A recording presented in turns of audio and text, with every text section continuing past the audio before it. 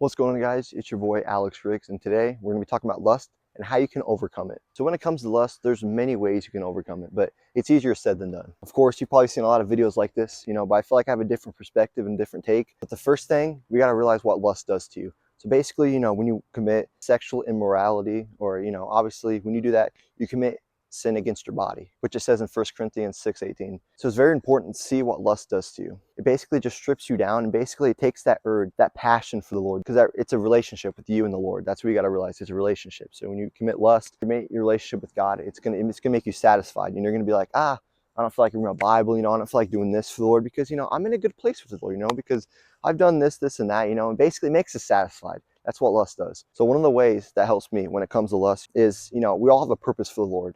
If we're not fulfilling God's purpose for our life, that's where lust it comes in and just destroys you. Because if you don't know what your purpose is for the Lord, and we all have a purpose, for why we're here and why we do certain things, and for everybody it's different. For me, it's weird because I feel like I had to start doing this. This is obviously another way for me to start, because I do struggle with lust, and this is what's really going to help me. I feel like God laid this on my heart to start doing this kind of stuff, start doing YouTube stuff with this, because I do YouTube with gaming, but I'm going to start doing this. We all have a work to do in the Lord. And why purpose is so important in our lives is because it even talks about in the Bible, even people, let's say David, for example. Okay, David, he was a mighty man of God. He was a king of Israel, and, he still struggled with pride, and he struggled with lust. And why that's so important is because David, he was a warrior for the God. He went out wars, fought for the Lord, but when he got comfortable, that's the thing. That's the main thing. He got comfortable. He was not fighting in wars. He was kind of just relaxing being king. But he was complacent. That's the one mistake he made. He was complacent. And after that, obviously, the rest. He was on the ledge. He was looking. He saw Bathsheba. So he's like, ooh, And then he obviously, that's what tempted him. Because he was comfortable. He got complacent in the Lord. He didn't keep fighting, keep working for the Lord. He got complacent. That's where lust came in. Obviously, he committed adultery with Bathsheba. We can't not do the work for the Lord, our purpose for the Lord. If we're not doing that, obviously we're going to struggle, and we're just going to fall in the lust if we're complacent. So you can't be complacent. You have to pursue God. The second thing that helps me with lust is make everything Christ focused. No matter what you do, if you go to school, if you go to work, or whatever it is, if Christ is not the center of it, people usually say pick God first, which yes, you should, but honestly, Christ should be the center of everything. He shouldn't just be a checklist, 1, 2, 3. He should be the center of everything you do: work, school, let's say sports, football, I don't know. It's just whatever you do for the Lord, make sure Christ is in the middle of it. Obviously, if you go to work, you don't have to shove the Bible down people's throat, but you just go to people like, hey, I really like your shirt or something. Just give people a compliment. No one knows nothing about God. God is love. Okay, that's what he does. If you just show people love, you should compliment people. Don't fake it, but compliment people. Be respectful and just show people love, kindness. That goes a long way. You don't have to shove the Bible down the throats. Or sometimes you'd be like, hey, if you go to church, you'd be like, hey, you want to come to church with me? Or just little things like that. So whatever you do, make Christ the center focused. Also, the third thing that helped me battle lust and overcome lust, or not battle, you're not supposed to fight it, you're supposed to flee from it, like it says in 1 Corinthians 6:18, but obviously you got to flee from it. But one thing that really helps me is, whatever it is that causes you to sin, make sure you cut it off right there. Whatever it is. It talks about in Matthew 5:27-30.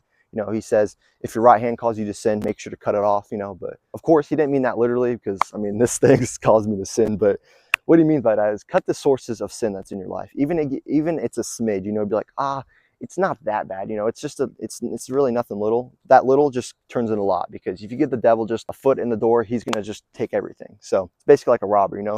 He's a robber, but I'll let him creep in a little bit. No, you don't let him in at all right? You keep him, you make sure he's far away from your house. You make sure he's a block away from your house. It's a daily fight when it comes to the Lord, because the devil's going to try to creep in, try to come in there and just steal what God has in your heart. The fourth thing that really helped me too is, like I said, just consume so much Jesus. Get Jesus involved in your life so much. When it comes to your church, if you don't go to church, one thing, you should go to church, all right? Go Wednesdays, Thursdays, Bible study and church service too, so 2 times a week at least. Honestly, go to multiple churches if you want to, but just make sure you're consuming so much Jesus. It could be at churches, or you're reading the Bible. Don't just read it, but actually study it too. That's very important, because reading it, go one out the ear, go out the other. So make sure you're actually studying the Bible too. Find some music that talks about Jesus, or hang out with friends. Hang out. I get it. Not all our friends are going to be godlike, but obviously you should have that friend. You should have one friend group that it's very Christ-like, and that actually follow Jesus too, or trying to follow Jesus. Obviously, we're all imperfect, but we just need to find a friend group, That's why it's such a small friend group, not because, you know, I don't like people or, you know, or I'm just like disrespectful to people. It's just because, you know, if they cause, because, you know, other people can cause you to sin easily. You got to sometimes you got to make sure you cut them off. I have to jump in here. Basically, you still can be friends with people that don't follow Christ. Just make sure they don't cause you to sin. So yeah, make sure you get Jesus involved every day. Every time you wake up, say a prayer, be like, Jesus, thank you for everything you've done in my life. You know, just be thankful for what he's done. Or, you know, get some music, get some good Christian music on going to if you're going to work, or, you know, or just get the Bible in your car, you know, put the aux in, have the Bible going, you know, and stuff, and just always consuming Jesus, you know, because there's so much stuff, even if we don't mean to, we consume it, you know, because obviously we're at work, we're obviously not everyone's Christ-like, you know, obviously you're going to hear some things, you know, and, you know, it can cause us to sin, you know, even without realizing, you know, especially if someone's talking to women, you know, they're talking about women, you're like, oh man, I'm like, shoot, bro, I'm like, gosh dang, I'm like, no, I can't be doing that. Who can't, nope. Just be careful of what you consume, you know, because obviously you become what you consume. Hey guys, I hope you guys enjoyed, you know, I hope you guys learned something, you know, I hope I had a different perspective. My second ever video I made, it's probably the first one I actually started talking about something, but if you guys want to learn about something else, comment down below. If you guys want to learn about, I don't know, anything else in the Bible, you know, because obviously I'm learning too.